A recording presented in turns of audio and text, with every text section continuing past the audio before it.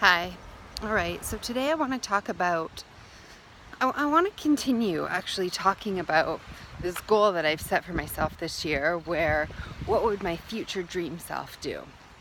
I thought maybe once I made the goal, I would be able to just carry it out easily, but I'm finding it's very difficult because it's not in the back, it's sort of every habit that you have and everything that you do becomes so natural to you that you don't even realize you're doing it. So it's very hard to break these habits.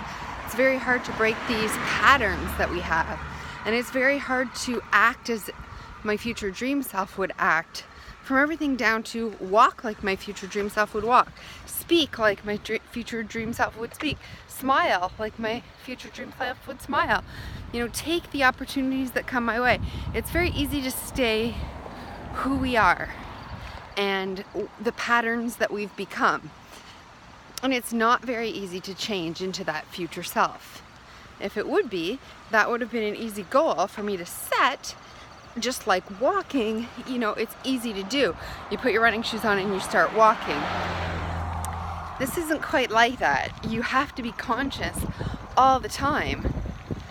And I think what happens is that with your nervous system and the way it's hardwired from the past, from evolution, is that we're always meant to be scanning for danger, right? It's sort of hardwired into us to be scanning for danger, because back in the day we would be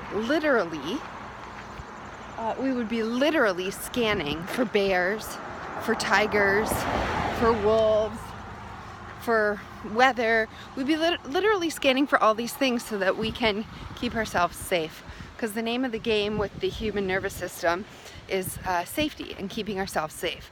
So we're hardwired to scan the environment constantly. What's happening, are we safe? And then we choose the decision that keeps us the most safe, just subconsciously, naturally. That's what we're hardwired to do. And since, we're not really in danger from these predators anymore, and, we all live in houses, we don't live out in the wild anymore, it's all these other little things, right, that now we're scanning for. What if, this person says that to me? It's more relationship. Like, what if that person looks at me this way? Or we sense danger in everything, right? What if, I get a twinge in my leg, or a symptom, or somebody looks at me bad, or, oh my God, what if I have this and I'm dying? Or what if that person's never going to talk to me again? So we sort of blow things up out of proportion. It's not our fault. It's in our nature to be scanning for safety and to try to keep us safe and make sense of the world around us through the eyes of whether we're safe or not. So I guess the problem with this is that we're naturally trying to keep ourselves safe. But in my version of myself, what would my future dream self do? I'm naturally doing things outside my comfort zone. So outside my natural version of safety, right?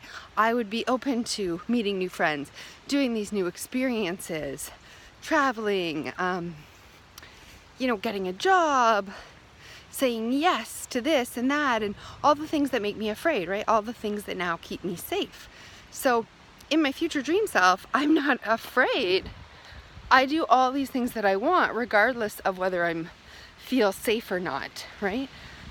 So it's very, very difficult to do, especially because we're unable to take risks in the present because we feel like safety is number one, and just keeping ourselves happy, safe, content, in our shell, people liking us, not feeling judged, not feeling like people are angry, not feeling like we're taking on too much, not feeling like we're exhausted, not feeling like we're out of our comfort zone in any way.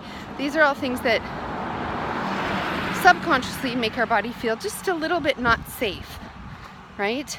And so we replay these thoughts over and over, right, in our mind to try to make them right, make that person like us, make us feel happier. We replay things constantly because instead of scanning for, wildlife, we're replaying and we're scanning these conversations that make us just a little bit uncomfortable, or opportunities and we're mulling them over. And so anyways, it has been very, very difficult to keep this challenge because it's almost in every single thing that I do all day long. I need to say, stop, wait a minute. You know, what would my future dream self do? And it's not keeping myself safe. It's not keeping myself in that bubble. It's uncomfortable now, right? I want to do those things, but I want them to feel safe and comfortable. That's the problem. When you do them, they don't feel safe and comfortable. So we don't do them, right? They make us feel worse. They make us feel like we're more out of control. So doing something now makes us feel more out of control, less safe, just less at ease than we already feel. So why would we take the risk? But when we imagine these future dream selves, we imagine them doing all of those hard things, but with comfort and ease. You maybe imagine yourself speaking in front of an audience of 2,000 people, but you only see the good parts of it, right? It's totally comfortable, totally easy. When you're imagining traveling in your head, everything goes perfectly, the weather's great, you're enjoying yourself, everything's easy. You're not thinking of the packing, the unpacking, the planning your meals, the foods, the weather, all these different factors. That's not what we're thinking of. We're thinking that it feels safe, it feels comfortable to do these things. And the reality is that it doesn't. It doesn't feel comfortable or safe in any way to step outside what we're normally accustomed to doing in our normal patterns and just do something else. Even something as little as if you always eat with your right hand and you choose to eat with your left hand, that feels uncomfortable. There's no danger. There's nothing going to happen.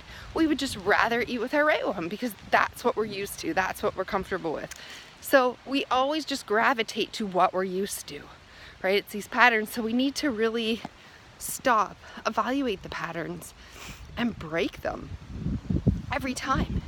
Every time we want to be somebody different, we need to take the action, and it's going to feel uncomfortable. It's going to feel unsafe. It's going to feel wrong. It's going to feel not like how we imagined that it would feel. But then over time, when we get used to it, say it's eating with our left hand, eventually we don't even think about it anymore. It just feels as comfortable as doing it with our right hand, right? Over time. So something new always feels unnatural at first, and we have to push through those periods. So I just wanted to make this video mostly to encourage myself that it's hard, and it's hard to do all at once, and to give yourself a break as you go along, because you can't change every pattern, you can't change everything about yourself at once. It would be too stressful for your nervous system to deal with every kind of new change at once. You need some level of comfort and then start changing the most important things to you first, right? Around the relationships you love the most, around the things that you want to do in the future the most, just the way you carry yourself, the person you want to be, the things you want to start saying yes to.